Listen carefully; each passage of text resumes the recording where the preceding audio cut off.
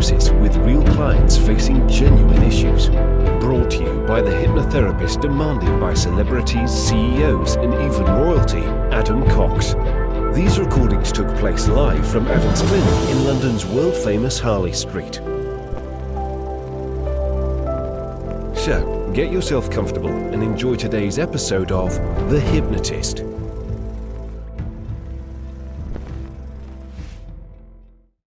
Hi, it's Adam here. You're about to listen to two different interviews. The first is where I'm being interviewed about four-dimensional thinking, and then the second is where I interview Carmen Sauciuc, who is an author and therapist who talks about identity and something that sounds like mindfulness, but with a distinction, and that is it's feelfulness. It's the actual emotions and the feelings rather than just what you observe and notice. So this is two different interviews squeezed together. So me talking about four dimensions and then Carmen talking about identity and regression. Enjoy. We are here with Adam Cox, all the way from UK.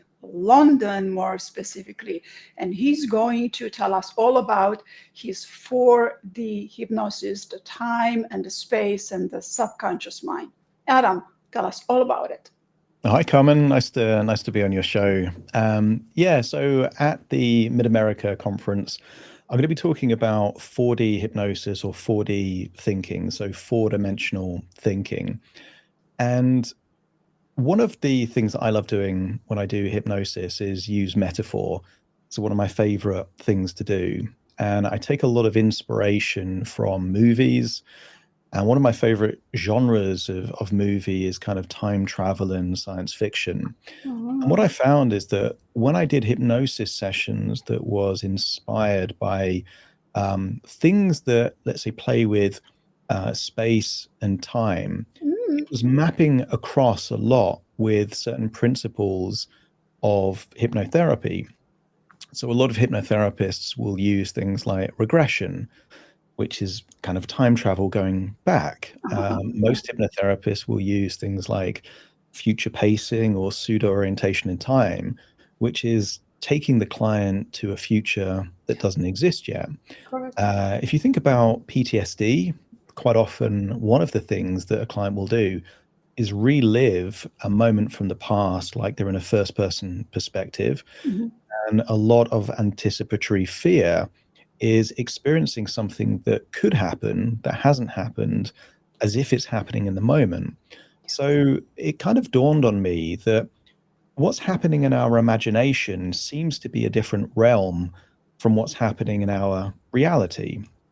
In our reality, we're in a three-dimensional world where time is linear, it only moves forwards, and yet our imagination can go backwards and forwards in time. We can take on a different perspective, for therapists that use things like association and disassociation, that's a first person or third person perspective. Hypnotists are intuitive at using this kind of stuff because we can in the realm of the imagination, but I can't teleport into your body and you can't teleport into mine in reality because we live in a three-dimensional reality. Mm-hmm. It is possible for you to do that within your imagination. And I've done a lot of hypnotherapy over the last kind of 12 years. My belief as to what hypnotherapy is to utilize our imagination for therapeutic benefits. And the more I looked into it and the more I thought about it, the more it seemed like our imagination is more like a four-dimensional realm than it is a three-dimensional realm. And that's what I'm going to be talking about. I love that. And I love you bringing out dimensionality. I work with dimensions too. But tell me more about it. Now, what other people want to understand is that four-dimensional time is the present time moment to which you take your client, whether back and forth, accessing different dimensions through their imagination, which we know the power of imagination is just the most powerful a human can have is imagination. Yeah, and what's fascinating is that physics can give us distinction. So if we think about a straight line, that's effectively one dimension. It has no depth. It only has forwards and backwards along the line. A two-dimensional shape, for example, like a square or a triangle, again, it has no depth, has no volume, but it does have the ability to go up and down on that two-dimensional plane. We as humans live in a three-dimensional reality, so we have the ability to perceive depth. We have the ability to assess where we are and interact with our environment. But there's certain things that we can't do, in the same way that a two-dimensional character couldn't comprehend our three-dimensional reality. Certain things would be invisible to a two-dimensional entity in a three-dimensional world. Correct. As humans, as three-dimensional entities, there's so many things that we couldn't comprehend in a four-dimensional world, for example. So one of the key distinctions is about time perception and perspectives. They're the key things. So for us in our three-dimensional reality, time is linear and it only moves forward. So we can't travel back in time. And our perception is limited to where we are and what we perceive within our senses. But a four-dimensional entity would be able to have multiple perceptions concurrently. So, for example, this thought experiment of Schrodinger's cat, where you have the cat in a sealed chamber, the reason why that kind of mimics this idea of perception and reality is, while the cat is in this chamber with this poisonous gas, until you open it, there is the possibility that the cat is alive and dead. So therefore, before you open the box, both realities coexist, or both possibilities coexist. And it only becomes true when you can confirm what's happened with some kind of sense. That might be sight, or it might be some kind of sensor inside, but you can only know through verification, and then that makes the reality. And that maps across within physics what's called the double slit experiment, where particles act, depending on if they're observed or not. So you have this kind of very strange phenomenon. In a four-dimensional reality, it's possible to hold multiple perceptions simultaneously because things are in a state called flux. So in four-dimensional shapes, for example, like a tesseract, for example, would be a four-dimensional version of a cube. It's in constant motion. And we know that because the shadow of a cube, when it's being rotated, looks like the perception of a tesseract. Now, we can never perceive a tesseract because we're three-dimensional entities. But in the same way that you can perceive a three-dimensional shape on a two-dimensional plane, like if I drew a cube, you would know what a cube looks like even if I put it on a two-dimensional plane. Like I can draw a three-dimensional shape. Yes. We can have a perception of a four-dimensional shape even in our three-dimensional realities. Now, the reason why this is useful is that if our imagination acts more like a four-dimensional realm, and we have this idea of the fluidity of time and multiple realities coexisting, what some people would call the multiverse, so infinite parallel universes, these can become tools that hypnotherapists can use to actually give a very different experience for the client. So for example, one of the things I like to do with clients is to create the thought experiment of, if there was infinite parallel universes, this kind of multiverse, what's the version of them that's already got through this problem that they're currently facing? I like that. And let's visit that reality, and then they can observe, so disassociation, how did they get through this particular problem? And it creates the idea that someone with their exact genetics has able to have had the problem and get through it. And then that creates this idea that it's also possible for them. There's an element of priming. So, what I'm keen to do is to emphasize that I'm not saying that the imagination or thought is a four-dimensional realm. I'm just saying it has parallels more with the fourth dimension than it does with the three-dimensional world that we live in which case hypnotherapists can interact with their clients differently by using four-dimensional metaphor to create either perceptual differences or time differences at a new level of distinction that they couldn't do if we try and project a three-dimensional reality into the imagination of a client. It's a different realm. It's a different, the rules of physics don't apply in the imagination. And we know that's true because how many times have you had a dream of flying or a dream of being in a future or a past? Like that can't happen in reality, but our dreams definitely are not a three-dimensional reality because there's things you can teleport. You can start in one environment and then suddenly be in another, and it all seems to make sense. So I would say dreams and imagination are much more like a four-dimensional realm than a three-dimensional realm. And as hypnotherapists, what if that's a useful framework so that we can work with clients in a different way? It's definitely useful, and especially if the client has seen a sci-fi movie with the teleportation, it would just make it so easy for them to reimagine. And even if you give them the image, like imagine you here and then imagine you there in whatever chamber or another chamber, it's absolutely definitely useful. Gestalt therapy does that. You use the two chairs and then you face each other, and then the first chair is the one that comes to us with the problem, and the other chair is the client talking to the version of themselves in the multiverse that they need to resolve. And it's quite magical. And I definitely like this metaphor. Teleportation, transportation, cues, 3D, 4D, and all of them are very important aspects. Yes, because we are in physical form coming to a practitioner like you to do something about feeling better. But it is the thoughts that been registered in the neuroscience that we need help to remove them. I think Einstein had a great quote, and something along the lines that you can't solve a problem with the same thinking that got you into that situation. Oh, absolutely. Absolutely. So therefore, isn't it useful to have a very different way of thinking about the problem? And that could be from a different perception. That could be from a different point in time. There's lots of ways. One of the things I like to do in a session is to take the client into a future version of themselves 1 year. And what would it be like 1 year of not having that phobia, not having that addiction, 1 year of already having lost the weight that they want to lose, and then think backwards and then think, what did it take to make that reality real? And to realize, because a lot of people have this idea that they have to be perfect in order, that they can't make one mistake, one relapse. Correct. In order. So one of the things I like to do is to take them to that future version.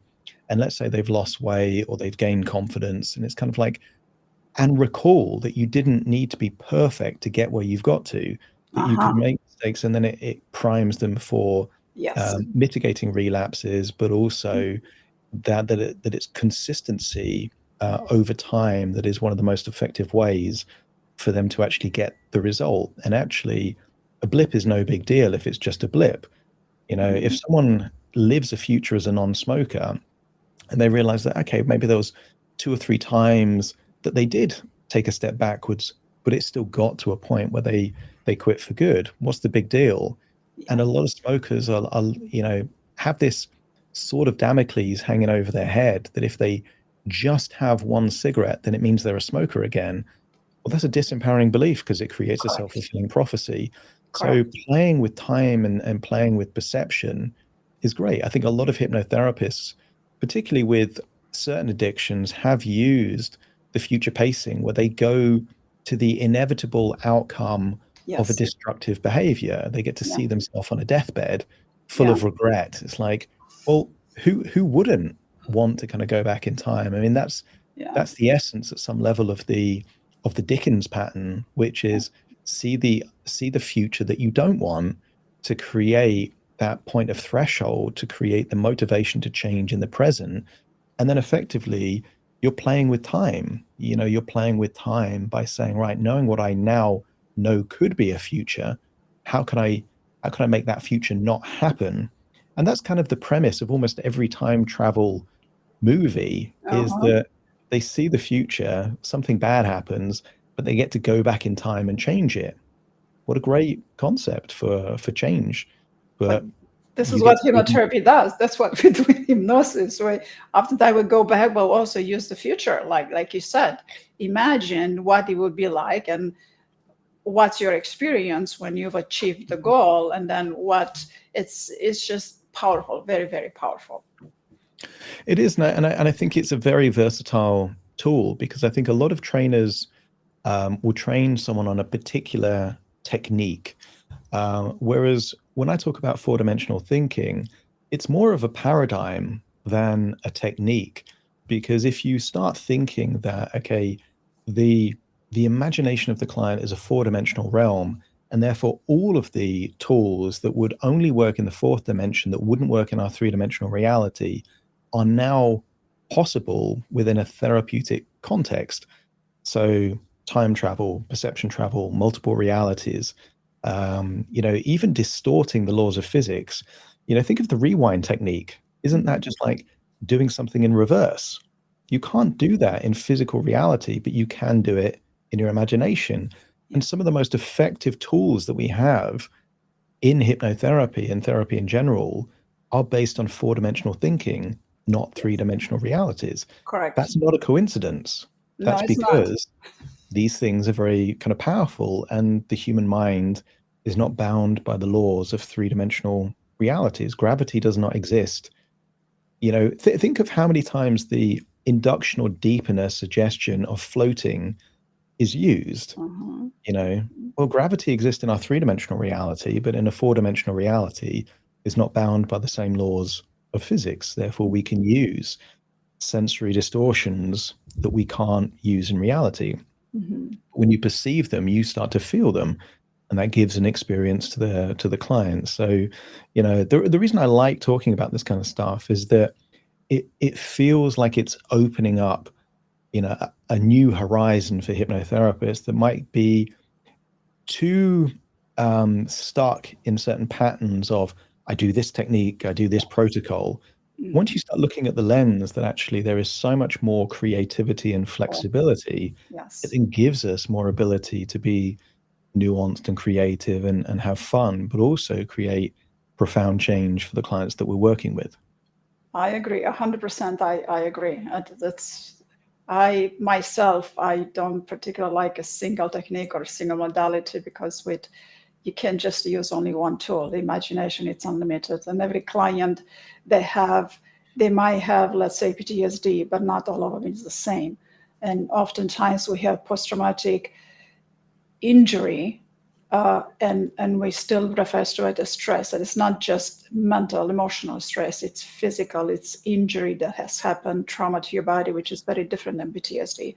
So the same PTSD approach will not work the same for someone that has sustained significant injury to their body. It's different. So yes, I 100% agree. Don't stick to just one technique or one modality. This is where we start. Of course, we start with techniques and modalities, but then to have a shift in perspective using this 4D time and space, as you bring out, it's a yes. It's a yes for me. Yeah, and it's super fun as well to actually kind of do that with clients, because it gives them a very different kind of experience. And I think there's only really two parallels that I've found that we as humans living in a three-dimensional reality can get close to what a four-dimensional reality could be like. And one is things like virtual reality and the metaverse, because in virtual reality and a metaverse, you could go back to a different time, you could take on a different perspective, you could wear the skin of a different character and kind of play their role. So that's one way that we can get close to a four-dimensional reality. But the only other thing is the imagination. And we're hypnotherapists, we're not computer coders and gamers. So it's kind of like the imagination becomes the canvas in which we can help clients have a 4D experience. But it's not just, because you could have that just as like an experience, like guided meditation to get insight and thought experiments, but why not do it deliberately to change something that the client wants? That might be access a resort stay, break a pattern, do something useful for them that deals with the thing. And I think that's where the Venn diagrams overlap, is that you give them this wonderful experience, but you make it therapeutically beneficial as well. Correct. And something we must keep in mind that clients come to us to change something. So whatever it is they want to change, and often we are the last resort. As a lot of them, I have a lot of clients that have gone through significant amount of psychotherapy. So, and other clients that hypnosis is the last resort. And it is the most amazing, magical, fantastic, achieving a tool that we can utilize, and more people need to know about it. So what else you want to tell us? You have a very famous podcast. So tell us about it. So I created this podcast at the beginning of the pandemic. I was working in a very prestigious location in London, had high profile clients, but I'm fairly good at reading trends, and I could see when the pandemic started that I was going to have less clients that I could physically work with in front of me.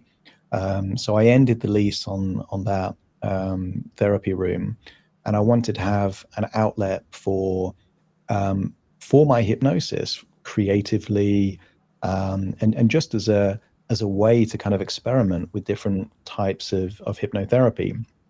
So I created a podcast, and it wasn't a training podcast for other hypnotherapists, and it wasn't just doing hypnosis sessions that were quite generic.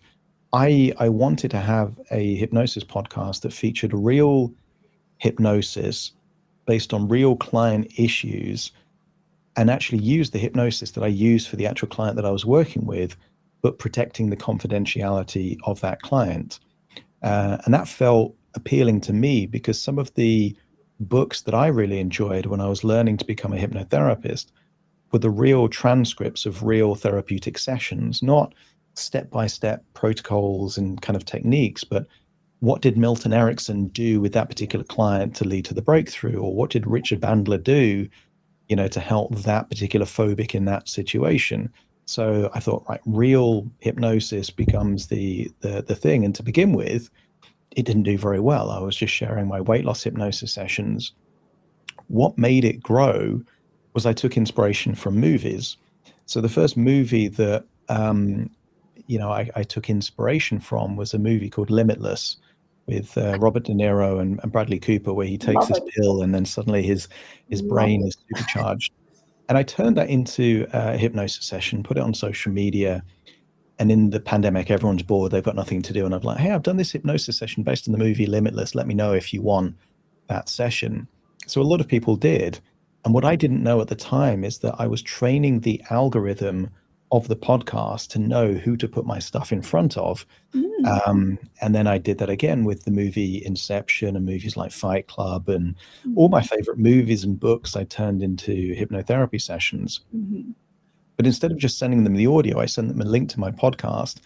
That trained the algorithm, and then suddenly my podcast was getting in front of other people. So it went from, in the early days, I was getting like 5 or 10 downloads a day. These days I get about 15,000 downloads a day. But it came from being a creative outlet, but also sharing real hypnosis sessions, but in that very confidential way. So now it's become this wonderful cycle where most of my clients learn about me through the podcast, and then that generates more clients, which generates more podcast sessions, which generate more clients. So it's been a wonderful thing. And I think now I know that there's 2 key audiences. The first audience is people that can resonate with the issue that I worked with someone else. So it's become free therapy for them. Correct. So they can't sleep, so they put sleep hypnosis on Spotify, and then my face comes up and they listen to it. So that might be an issue. And then the other is hypnotherapists. And I think the nature of hypnotherapy is that it happens behind closed doors, and nobody really knows what the hypnotist is actually doing with the client. So I become a way for other hypnotherapists to say, right, what does a hypnosis session about, childhood trauma look like? And they can find that, they can have a listen. And it's not the way, it's just my way, but they Yes. get a frame of reference and they can say, well, I agree with 70% of that, but I would have done this different. But that's still more helpful than having no frame of reference. So Correct. it's kind of the average person that wants to find a solution, plus other hypnotherapists that tend to listen to the show. Yes, that's great. It's great. So I'm going to see you in person in just a couple of days at Mid-America Conference, right? Hypnosis right. Conference. Yeah. So right here, everybody's going to go get a ticket right here, hypnosisconference.org, right? Just right here. That's the, okay, don't do that. Okay, just that. Here's the link. And everybody's going to get their package, whether it's the first level, second level, or third level. That's an all access pass anyway. You have access to all 3 days, but with the next level, you have additional benefits. And if you cannot afford this, definitely go for this, because it is well worth it. And we are going to be packed. We're going to have pre-conference workshops every day, Friday, Saturday, Sunday. We have a lunch buffet where you are still staying in the facility and get to talk to people and spend more time. Oh, and the lunch hour now, it's an hour and a half, which is a fantastic opportunity, because you get to talk to more people as opposed to driving somewhere, waiting for the food. No, just right there on the spot. But then Friday night, if we're just going to be packed with fun, Friday night we're going to have the Hypno Friends Feud game. Let me tell you, last year we got a little naughty. This is a place you want to be at. Then on Saturday we get the red carpet gala, comedy, hypnosis show, and dancing. And also, you will have a unique opportunity to learn from Dr. Bandler and Chase Huge, both of them huge personality. But most important, you're going to go to the schedule right here, and you're going to locate Adam Cox on Saturday. See, each day has a different color. So on Saturday, you're going to join his presentation right here at right after lunch. There you go, right after lunch, after you spend some time chatting with him and other people. Come in at 1:30 on Saturday to meet Adam, to join his class on 4D hypnosis, time, space, and the subconscious mind. And then right here, if you click on here on this link, then you'll get his speakers page. Is going to where you get to learn more about his presentation, get a better sense, in addition to what he already presented, of what he's going to present, and much more about learning about Adam. So Adam, I look forward to seeing you in just a couple more days. Yay? It's very, very soon. Yeah, I fly out on Thursday, and yeah, it's going to be. I've never been to this conference, but I hear it's very good, and Rich seems to have done an amazing job at putting together something very fun. So I think it's going to be great. Oh, this is the conference to be. This is the longest hypnosis conference in the United States, and the most fun. I'm going to other conferences, I love them all, but this one, it is just packed with fun, and it's packed with camaraderie too. So it's a very important aspect. And what Rich Gatzi is doing this year, he keeps saying he's taken over the entire hotel, and this is also going to be a cruise ship on land. But yeah, you don't need to leave the hotel anymore. Don't even rent a car if you're flying in. Just get an Uber or a Lyft or whichever mode of transportation you want, and then that's all you need, because lunch is on. Well, there's a restaurant in the hotel, so you have breakfast, lunch, and dinner all in the same place with all of these wonderful people. The hypnotists are. So this is exciting. It's very exciting, and I look forward to seeing you in person, Adam. Yeah, likewise. Yeah, it's going to be good. All right. Welcome to The Hypnotist. I'm Adam Cox, and today I'm not going to be your hypnotist. I'm joined by a guest hypnotist, and that is Carmen Sauciuc. Carmen, welcome to the show. Thank you, Adam. Thank you for having me on your show. Great to have you here. So I'm always curious how hypnotherapists become hypnotherapists. So what's your background? How did you get into this world of hypnosis and hypnotherapy? That's an interesting question. I have had stress reduction. I've experienced a lot of past life regression many years ago. I wasn't going to be hypnotized. Nobody was going to get in my head. Yeah, the mentality back then, how many years ago, right? And but then I had a lot of past life regressions, a lot of them for about 2 years, like every other week for about 2 years, and they were phenomenal. And that it wasn't the beginning, but it was a good. At the same time, I learned how to meditate with binaural beat, and then it became easy. And through me practicing all of this journeying and meditation, because journeying just came natural to me. That's how I learned what hypnosis is all about. Mm. And when you discovered hypnosis, it sounds like you were on the receiving end of lots of past life regression.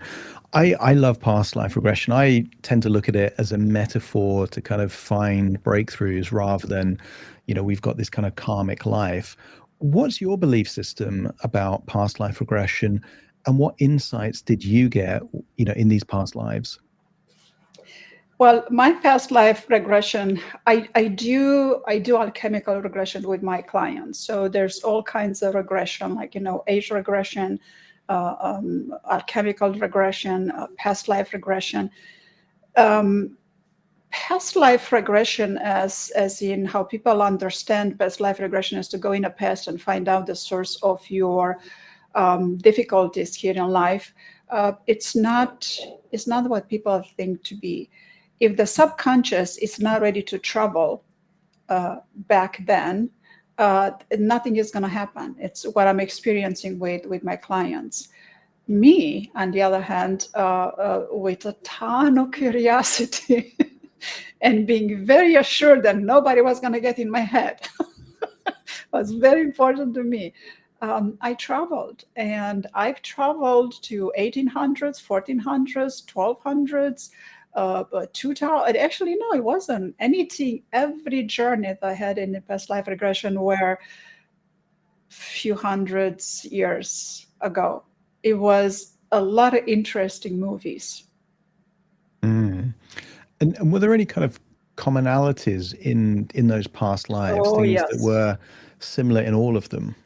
Not right away. It wasn't like one from one to another. There was no commonality. But now when I look back 25 years later, I see the patterns of what my subconscious was trying to tell me. And now I understand it. And because of this experience, because let me address this. At that time, I want to make a difficulty better. This past life regression didn't help with that, right? Of course, subconscious learned a lot and it processed a lot and it did what it needed to. Well, it was a lot of fun, right? But it did not make my difficulty better. So what I do with the clients that they ask for regression, I explain to them the same thing here. And also I explain to them that if the subconscious is not ready to go there, it's not gonna go there. But now what I do with the clients, especially with trauma, when I do regression, I do alchemical regression. So in this age regression, past life, it doesn't matter where the subconscious is going to arrive, that's what it's going to arrive, whether it's age or whether it's past life. Then, especially with trauma, when we get there, and both of us have an intention and make a commitment to the subconscious to allow us to, as far as the subconscious is ready to process. Very important to not push anything. And then when we get there, whatever the subconscious reveals. If I direct, I guide the client, depending on what they see, what they experience, what the colors, whatever is there. Well, it took a lot of training, but I hear, if I can put it in these words, where the subconscious needs to go for that particular work that we're working on that day.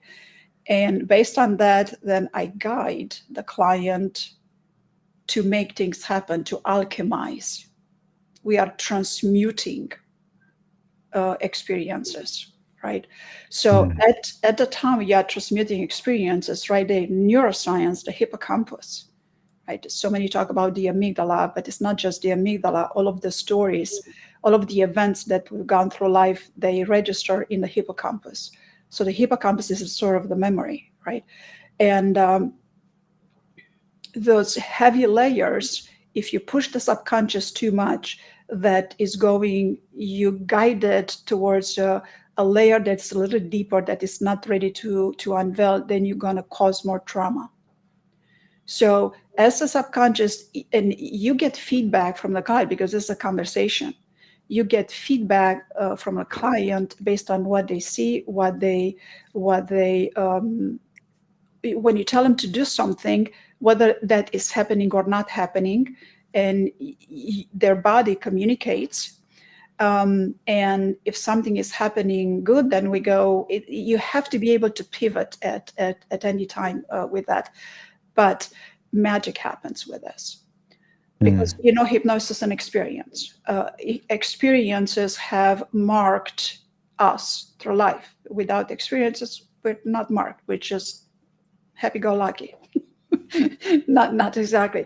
But through this alchemical regression, that the client has an opportunity to have that memory extracted, so to speak, from the hippocampus.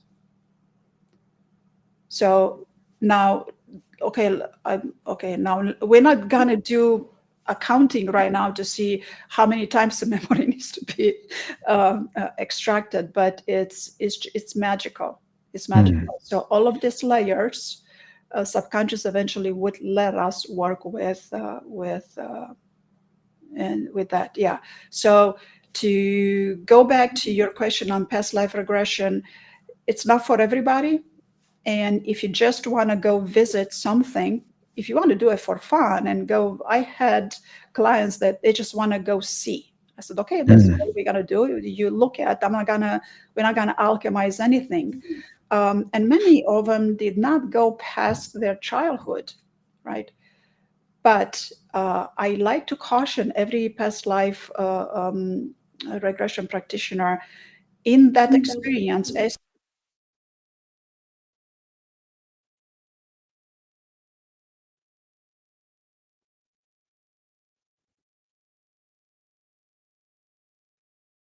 experience.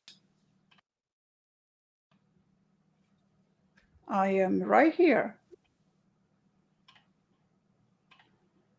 All right. I am right here. I didn't go anywhere. we lost you for a second there. I didn't click on anything.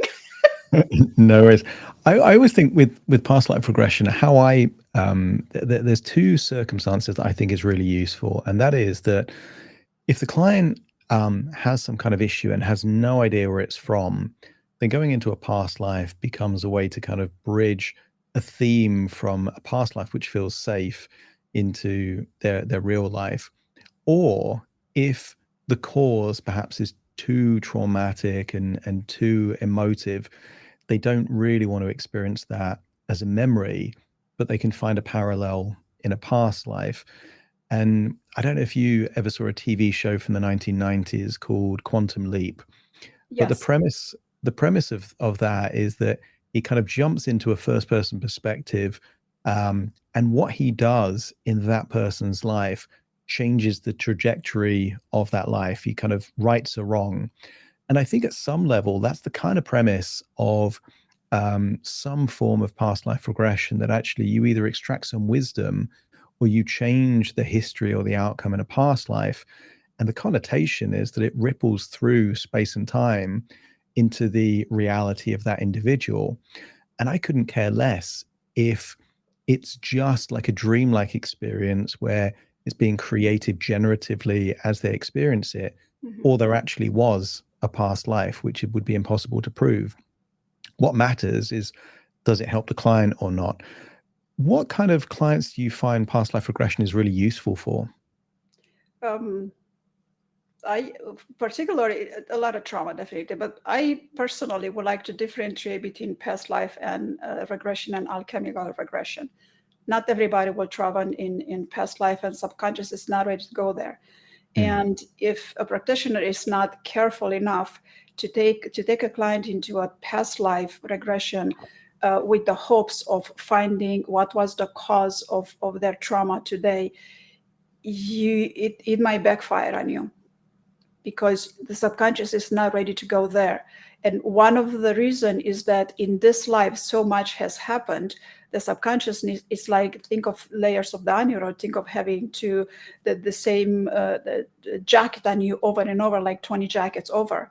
So if the client has to go to 20 layers of onion, or 20 jackets they carry, then if you want to go straight 200 years ago, subconscious is going to say, no, thank you. I already have lots issues to identify in here to work with before I go there. So it's not for everybody. Yeah, I agree. But, It's and also it requires the client to be more open-minded. Some clients aren't kind of like willing to kind of entertain the idea of kind of past lives and that kind of stuff. But it's a tool within the toolkit. I can see lots of books behind you. Clearly, you're an author that's kind of published lots of ideas and kind of systems. Tell us about Feelfulness. What's that about, and where did the idea come from? Adam, thank you for asking. Feelfulness is the system that I've been developing for the past 12 years. It is feelfulness. I coined the term feelfulness. It's not in a dictionary. It's just yet. The spell check, it's not catching up, not even at my end just yet. But if you think of mindfulness, feelfulness, right? So in mindfulness, I've had a lot of past life regression. I have a lot of meditation. I was already expanding my consciousness when I was introduced, when I arrived at mindfulness. So in mindfulness, so many gurus and so many teachers, they said you have to feel it in order to have it happen. You have to feel it. And for the longest time, I would go, yeah, that's right, because I knew how to feel it, right? And after a while, I realized that they tell you what to do, but they didn't tell you how.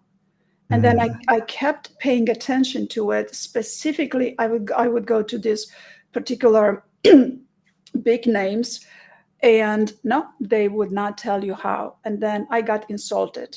My knowledge got insulted. My intelligence got insulted. And I said, no, I know how to feel a feeling by choice. So at that time, I was already in few years in teaching students how to feel a feeling by choice, how to do feelfulness. And then when I got insulted, it occurred to me that I need to make this bigger than just a few practices within my circle and with my students. So writing the book on feelfulness, it was extremely difficult. It's still 12 years in making. But what I did with the books, first I wrote this, Creating Ease. And then I wrote this, Creating Ease at Self, then Creating Ease at Work, and then Creating Ease at Work. This is Creating Ease at Relationships. And this is a trilogy. And Creating Ease, it's not easy. Ease, a state of being. It's a way of life. It's flow. And what I've done with Feelfulness, I introduced the thought feeling practices in with Creating Ease books. And I was already teaching it. It was hard to find the words for it, but somehow I surprised myself. I found them. And the feedback I got from the people that read the books was surprisingly good. Well, it surprised me that people got it. It surprised me that people actually did the thought feelings. A few people would just stop at the breathing techniques.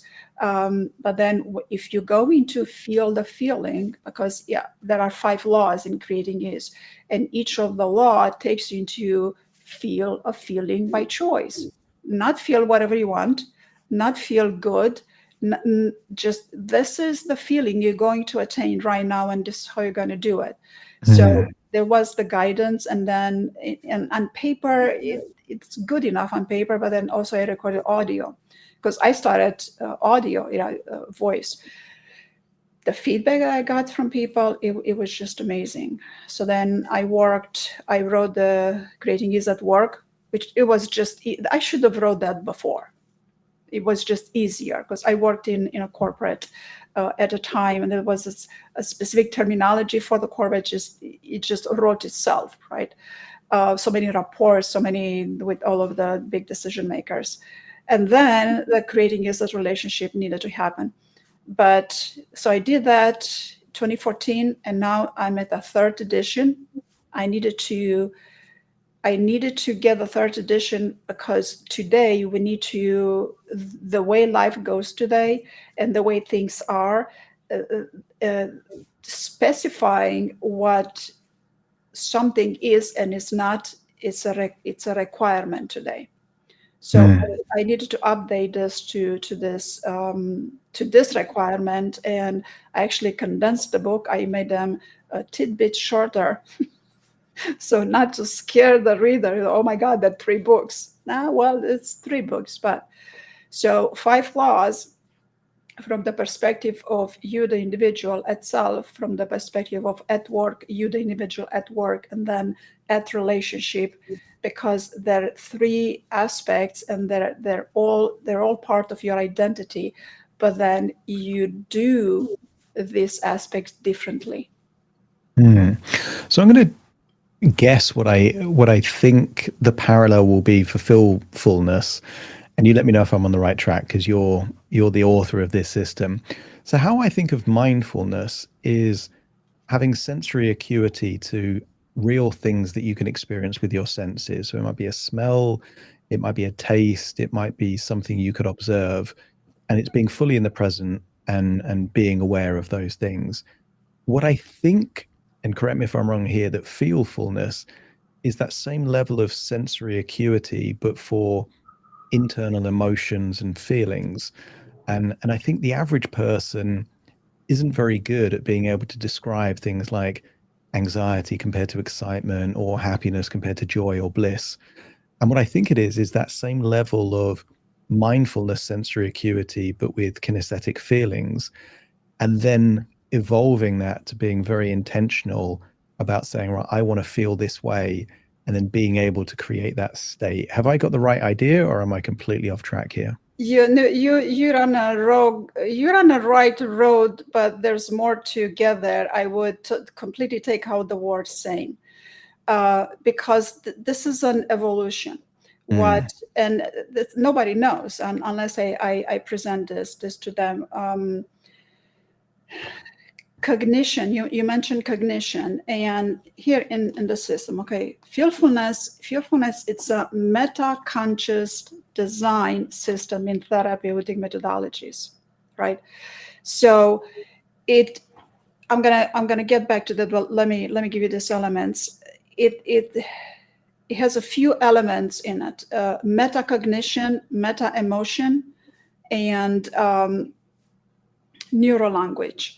So metacognition, thinking about metacognition as a increased sense of acuity, it's not doing it justice. Yeah, it is that, but it is on steroids, right? It's light years ahead. And then meta-emotion has to do with choosing what you feel, right? So it's a whole lot of intention, but you need metacognition in order to do meta-emotion. And then to feel a feeling by choice, also you need this neural language. And it's not linguistics, it's neural language. One word speaks of an experience. right? And I'm not talking about warm, hot, or cold. That's similar. One more speaks to an identity level experience. And this is where the beauty of fearfulness comes in. It re-architects your identity, right? But to go back to what you just said, a lot of people don't know what they feel. They cannot articulate what they feel. Mm. Well, I'm finding out that even a lot of professionals, they don't know what identity is. So it surprises me. So what is identity? Identity is who you are and what moves through you. Mm. Would you say that's a belief of who people are? Because I think sometimes with identity, who people are depends on the context. So they might have multiple identities to different contexts. They might say, I'm a parent, I'm a partner, These are roles. you know, These I'm a are roles. professional. No, that's Yeah, a different role. roles. That's a mask. No, think of Carl Jung. Everybody should get more familiar with Carl Jung. Carl Jung, a process of individuation. He defined the self as roles, personas, masks, shadow, anima, animus, and then individuate and put them all together, coming to your center. So what you were describing are personas. See, like when I wrote the trilogy as the identity for yourself, the identity you present, it's you at work or at relationship. These are your roles. They are part of your identity, but it's not the identity. The title, your title is not your identity. Your passport, ID card, the number you have is not your identity. It helps you being identified in society, but that's not who you are. So who are you and what moves through you? So that's a whole lot that happens there. So fearfulness is going to take care of it. Go ahead. You were going to say something. I was going to say, at some level, everyone has a belief as to who they are. Yeah. Mm-hmm. And the great thing about beliefs, as we know as hypnotherapists, is that beliefs can change. So if someone has a belief that who they are is a role or a persona, then you can change that belief, to something more useful. And I would say so many people do take their profession or their persona as their core identity. But the wonderful thing is, if that isn't useful for them, you change that one belief, and it can change their entire outlook on life. It can change so many things because it's so central. It kind of ripples out to everything. When you're helping people discover their identity, how do you do that? Is that through questions? Is that through introspection, and you get them to kind of discover? Because I imagine most people don't really know who they are. Yes, but let me go back to what the fearfulness system is, so you understand.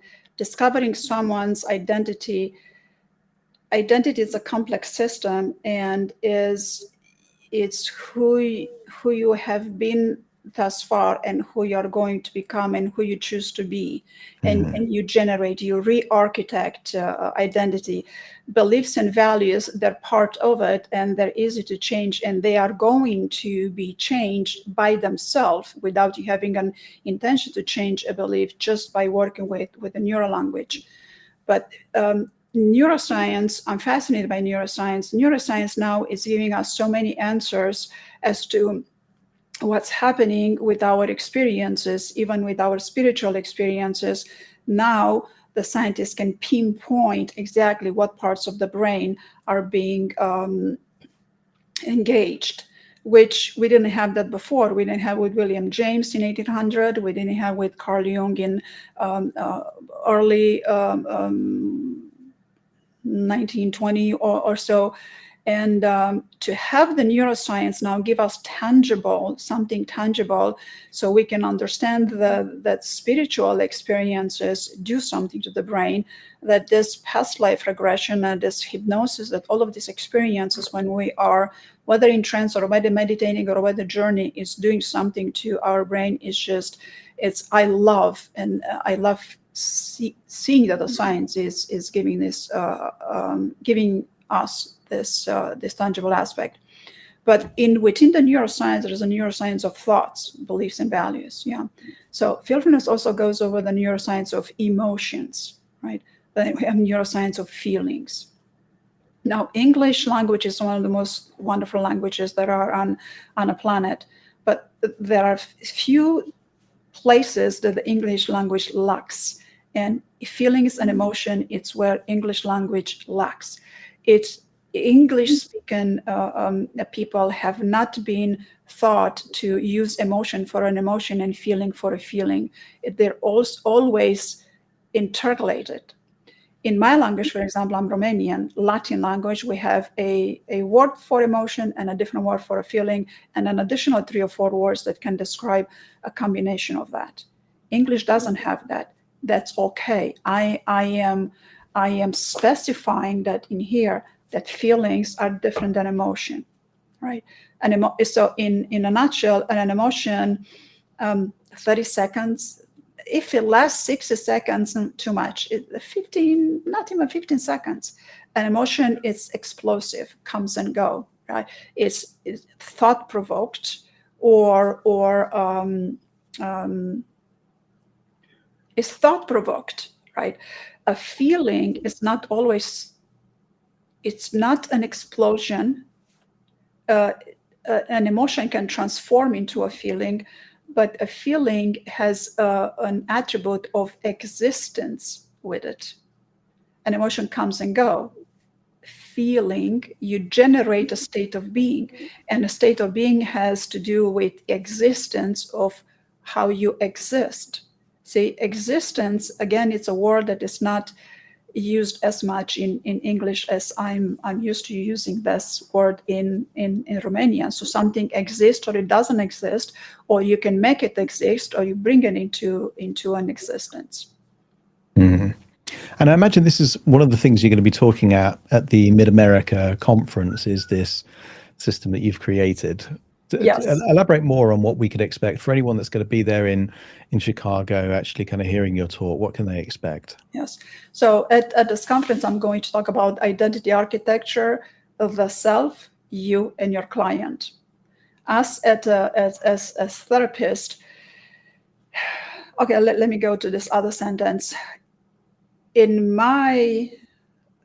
all of my journeys, some of the what I've studied and observed, if a therapeutic intervention has not arrived at the self, that therapeutic intervention is not complete. It might be a technique, but it's not a therapeutic intervention. And arriving at a self, it's a journey, right? So many, especially okay, I'm not going to go there. Okay, so many professionals have techniques and modalities, and they work marvels. They do something to the beliefs and the values. It brings cognition to the client, brings them into their expanded realization that they can choose something about themselves, right? Well, identity work is needed. And it's not needed just for the client, it's needed for the therapist.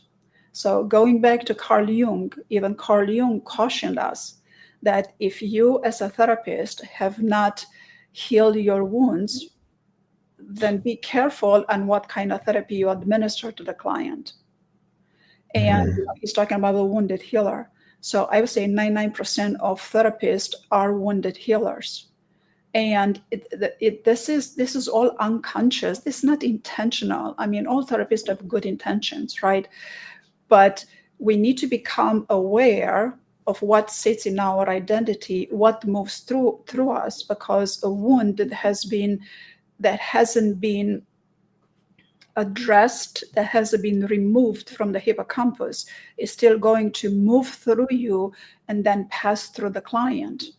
Also, at the same effect, client's wound, it's going to move through you, and if your wound is not finalized, it's not removed from the hippocampus, and then there's transference, and then there's no coherence. So don't get me wrong, a lot of healing happens, but we need a good amount of disinfectant there. Disinfectant neural language. Perfect. So people seeing you in Chicago can expect to learn some of those kind of approaches. They can actually kind of help people figure out how to reveal and make changes at the identity level.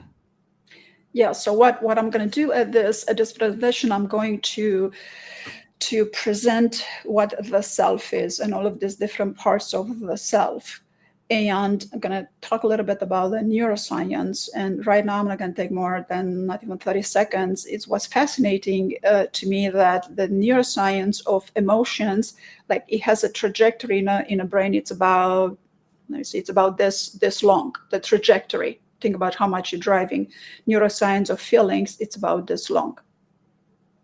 So that tells us that when you have a feeling, the brain lights up in more areas, including the prefrontal cortex, into the evolved brain. So the evolved brain, the prefrontal cortex, it's where you have the executive function, we have choice. So we want to be aware of it and continue to be cognizant of emotion being different than a feeling. And so after I'll do this, I'll go over the neural language. Neural language is very important. We know that words they're heavy. Words can destroy or build a person, right? So carefully chosen words, it's one of the basis of feelfulness. When you do feelfulness, when you practice feelfulness, when you administer feelfulness for the client to feel differently. But then the scope of this is to generate a state of being.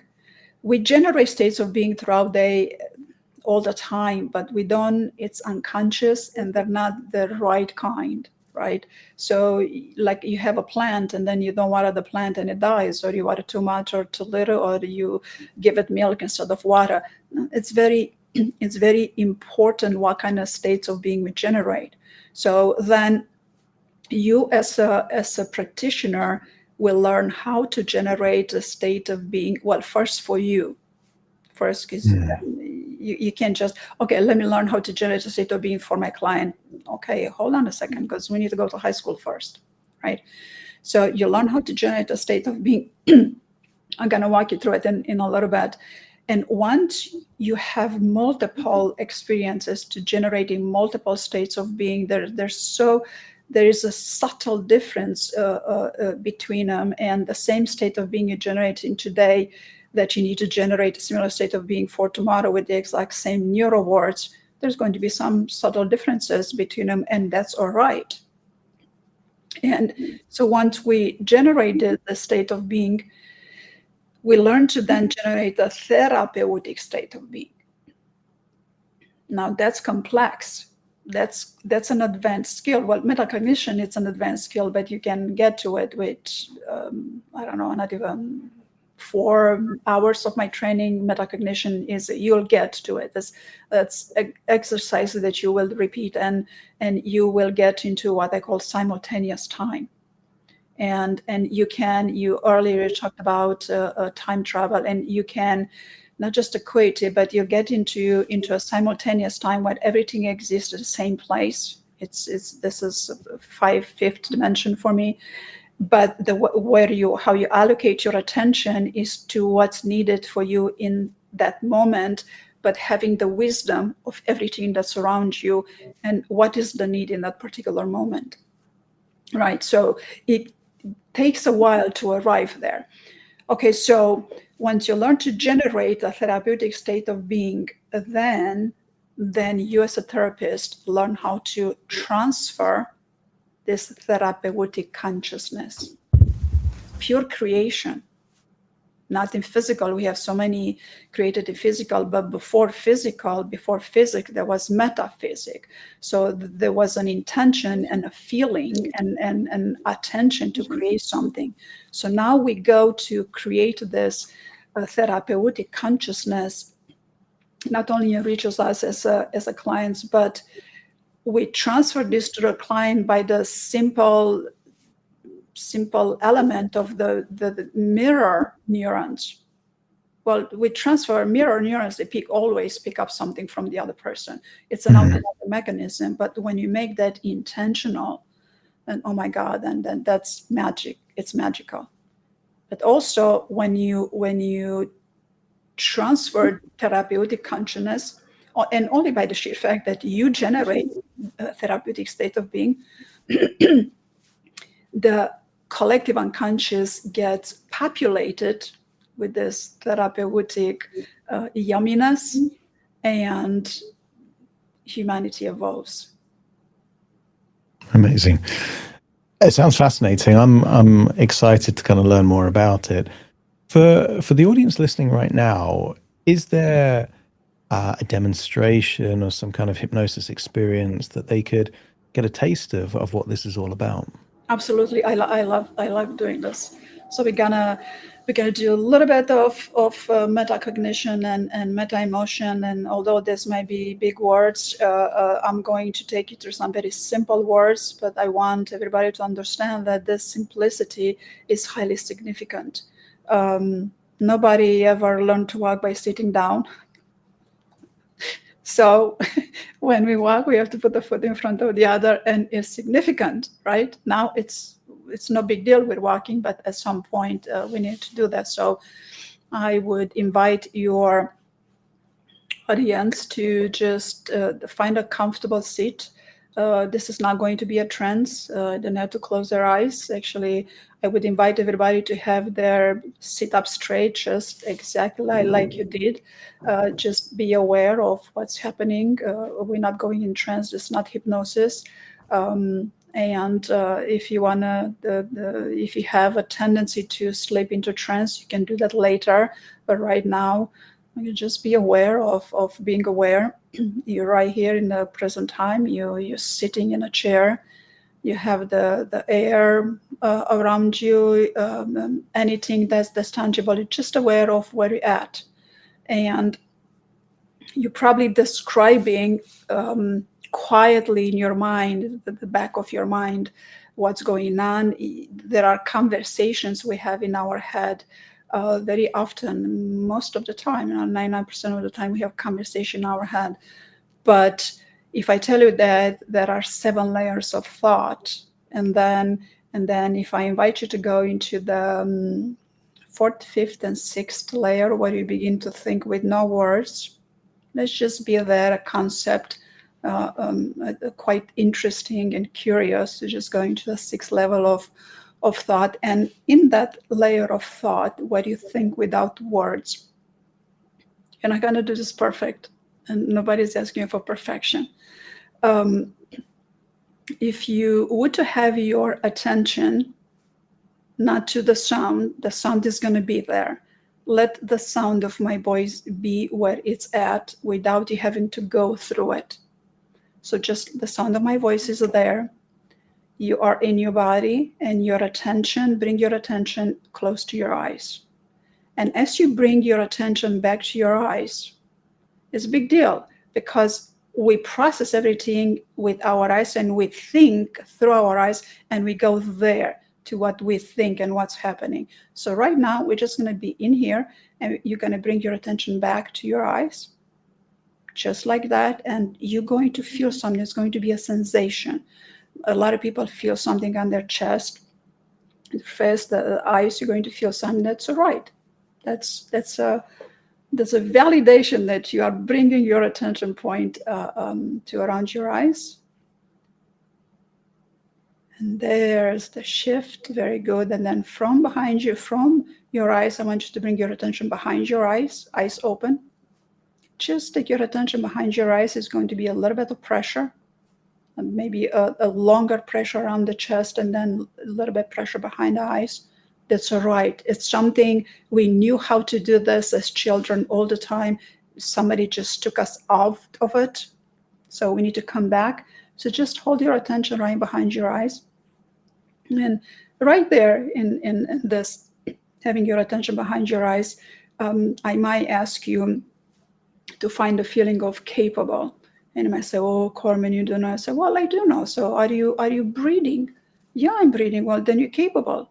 Oh, well, it's very significant. Breathing, it's a very significant aspect of existence. Without you, not if you don't breathe and you don't exist, then what kind of capable would there be there? So let's be capable right now. Well, but it's a little simple. Okay, well, what if you are to open and close the door? You open a door and close the door. Are you capable? Yeah, I am capable. Okay, then let's stay with that. Pretend, right? We're just pretending. It's not trance. It's just pretending. Pretending you open and close the door. Yeah, sure, I can do that. Very good, very good. All right, so there is a sensation. There is a thought, and then the feeling is like, well, I've been doing that all my life. You know what there's to feel about it? Well, there is something to feel about it, because when you do it, there is a bit of feeling. So let's just open and close the door. You're capable. Sure, I'm capable, right? And then I'm going to ask you to feel certain. And I said, well, Carmen, certain. I said, well, yeah, certain. And I said, well, how do I do that? Well, if I'm going to ask you how many fingers you have on your hand, you're going to say 5. And I say, you sure?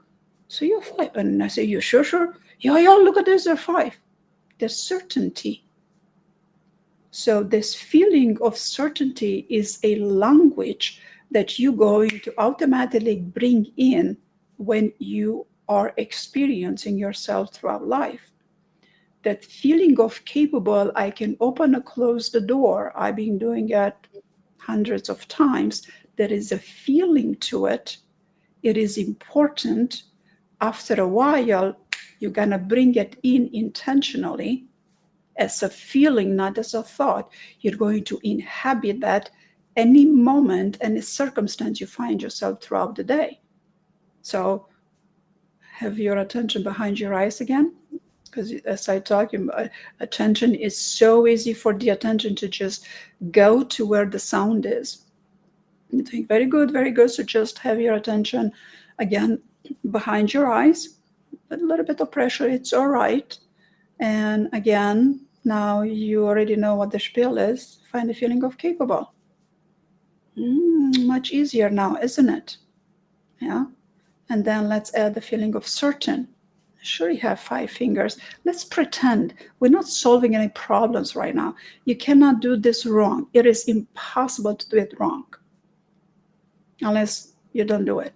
Unless you fall asleep. Right? So no trance, no falling asleep. Just pretend, have fun. You're going to feel it, and then you're going to drop it. You're going to feel it, and then you're going to drop it. You feel it, and then you're going to drop it. Your attention is going to be behind your eyes, and then it's going to drop. And then it's going to be behind your eyes, and it's going to keep moving. That's all right. We're just learning how to put a foot in front of the other. And look how wonderfully now as adults, we're walking just fine. So if I am going to ask you to find the feeling of happy, well, just pretend. At some point, you're happy. Just you're happy to learn something new. Oh, okay, I'm happy about that. Good. So then pretend you're happy. It has a different flavor. And maybe you're happy that you have a roof over your head. Oh, I'm happy about that. Well, let's just be happy you have a roof over your head, right? You're happy you have clean water. Oh, I forgot about it. Yeah, I'm happy I have clean water. Then let's be happy over that and pretend you're happy. Right? So you have a feeling of being happy. This very simple but significant exercises right here. Your attention is behind your eyes. You have a feeling of being happy. You feel that. You're going to feel it and drop it, feel it, doesn't matter. Again, you pick it up, you feel it, and then you bring back the feeling of capable. Very good. Did you see the shift? I could even hear the shift, but you felt the shift. And now bring the feeling of certain. Bigger shift right there. So as you are capable, certain, and happy, continue to play with these feelings, to intentionally feel these feelings as I'm going to say the next few sentences. So capable, certain, happy. This creates a triangle, and this creates the platform. Have your attention behind your eyes, right? My words are still going to be there, not going anywhere.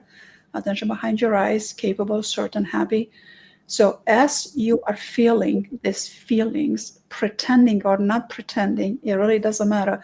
Every self, every identity has a very basics of a basic platform for the identity.